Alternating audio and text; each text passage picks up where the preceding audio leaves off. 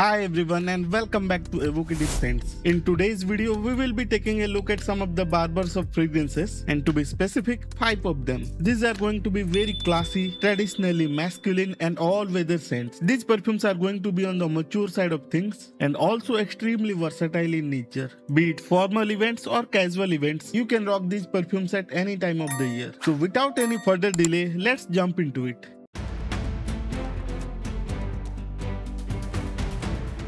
Well, I am starting off this list with a very classic fragrance. It is the Davidoff Zino. Despite being released during the late 80s, these perfumes are still relevant, and that shows you the classic and timeless character of these barbers of fragrances. These fragrances are going to be anything but boring, and the scent profile is going to remind you of the Guerlain heritage and Tom Ford's Beau de Jour. And the best thing, you can find this fragrance for a fraction of price of those fragrances. Now coming to the scent profile, it will have a very spicy citrusy opening. Don't expect the juicy kind of citrus here, but think about lot of aromatic spices and citrus in the background. You will also get a lot of floral facets in this fragrance, giving it an airy touch, also helping it remain fresh and clean, almost giving this cologne an uplifting touch. There is clary sage here, giving it that slight green undertone, and of course we get a lot of lavender, which is the backbone of this fragrance, giving it that aromatic and slightly powdery facet. Now all of these barbers of perfumes are complex, and if at all you are looking for simple fragrances or you are into the category of fresh and sweet, these perfumes aren't exactly the ones you should be looking at. If you will look at the concentration of the Davidoff Zino and you are into fragrances right now, then it might actually feel a bit surprising to you. It comes in EDT concentration, which was standard back then or even a few years back. Especially fragrances nowadays comes in EDP, Parfum or extrate concentrations.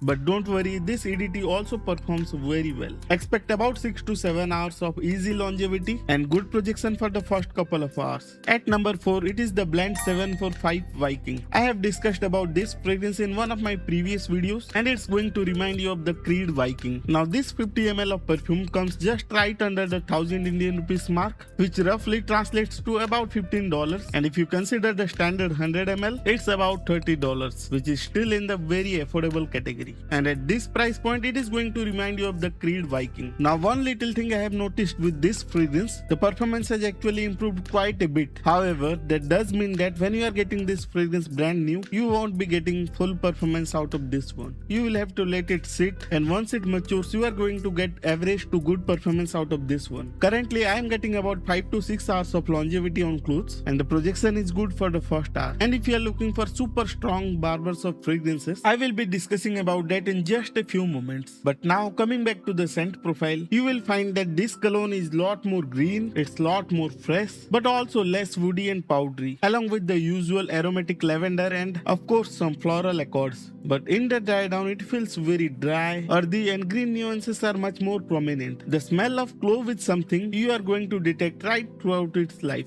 making it distinctively masculine. Now moving on to the third fragrance of this list, this one is once again from an Indian house. It is the Barber Shop from EM5. Now one unusual thing you might notice, and what I feel needs to be discussed, this scent profile in the dry down has an unusually sweet characteristic. I feel that there is a strong use of tonka beans, which is giving it that slight high dose of sweetness. Initially, I did not know what to feel about it, but over time it has certainly grown on me. But in case you are looking to buy this fragrance, just keep the sweetness in back of your mind. Now there are other aspects of barbers of fragrance, but they are slightly toned down in this perfume. You are still going to get that aromatic lavender, little bit of spices. After all, it's a barbers of fragrance. And in the dry down, there is a little bit of sandalwood, a bit of oak moss, but the tonka beans are still pretty much evident right till the end. I feel that the youthful audience is going to love this one more than the rest of the fragrances here, in case they love sweet fragrances. Another advantage this perfume holds is in terms of performance. The longevity of this fragrance is solid 7 to 8 hours, and the projection is also good for the first 1.5 hours. So if you are going for about 4 to 5 sprays, you should be set for the day. But since this perfume is on the sweeter side, I would say avoid it in the very high heat summer. It's alright for the spring season, but during the extreme heat, I would say avoid it. But what if you want a very strong fragrance even in the high heat summer? Well, I have just the fragrance for you. It is none other than the Rasasi Amber Alive. Now, I have discussed about this fragrance a lot of times in my video. Also, there is a full review available on my channel. But in short, it has a soapy, saving shaving cream smell. Extremely masculine, and if you love fragrances like Dracar Noir, just think of it as an old school Dracar Noir on steroids. Because in terms of performance, this is actually a beast of a fragrance. The performance I get on clothes is easily over 10 hours, and the projection is strong for the first 3 hours. That too even in hot weather. What's even better, it is the most affordable fragrance on this list if you consider the standard 100 ml bottle. And yes, don't forget to check the full review. Now into the final fragrance of this list. It is from the French Avenue. It is the Moonstone Bleu.